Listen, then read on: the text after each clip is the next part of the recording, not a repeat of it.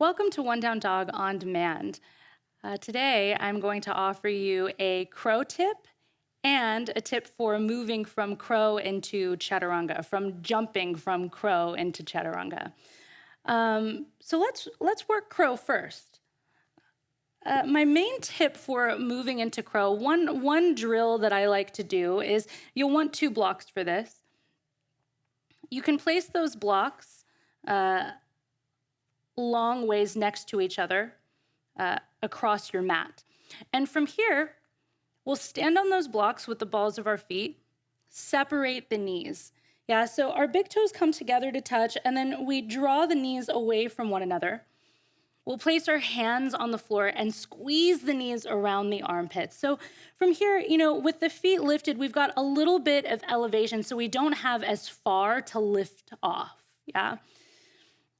Squeeze the elbows toward each other like you're doing chaturanga, and then start to lean your heart toward the front edge of your mat. Maybe this is where you stay, right? It's this leaning. You know, imagine your 2 arms as sort of one pendulum, or as the fulcrum of a weight. And in order to find balance, we have to move some of that weight to one side in order to get that backside lifted, right? So with these blocks, again, we're lifting, we're giving you a little bit of a lift up to help carry you forward. So that's one of my tips. Something fun that you can play with is standing on those blocks in order to play with your crow pose. So again, for crow, it's knees squeeze around the arms, chest leans forward, maybe point your right toes and then your left toes. So essentially, your toes are going from curled to pointed. And that's where the lift really happens. It's a lifting of the feet. It's this fighting of fear that will help you get your feet off of those blocks. And then eventually, once you feel comfortable with that, maybe crow, you start to approach crow from the floor. So we start from this malasana, hands on the floor, knees around the arms, lift high onto the balls of the feet to get that weight up and over, and then we start to pick up our feet.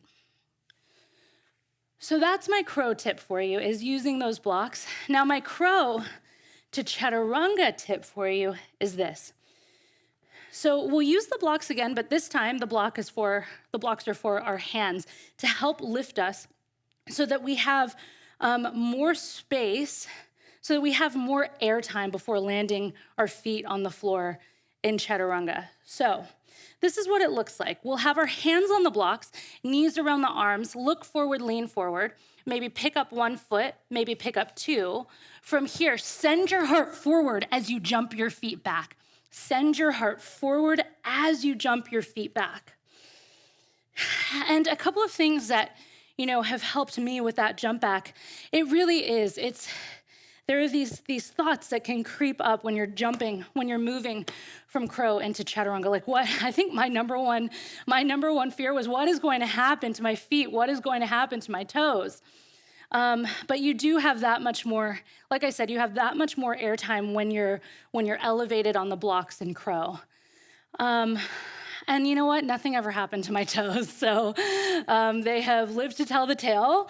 And I think a lot of that jump back, it's fighting the fear of doing it. I mean, I guess that's kind of what many arm balances and inversions are about. Fighting the fear. One more time. So hands on the blocks, knees around the arms, look forward, lean forward, lift a foot or 2, take a deep breath, and then as you exhale, jump those feet back. Jump those feet back. They'll land somewhere,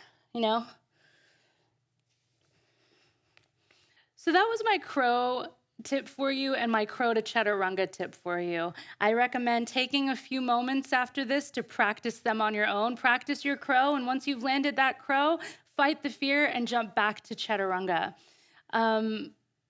If you would like to share this tip with your online community, please feel free to share it and tag One Down Dog. Thank you so much.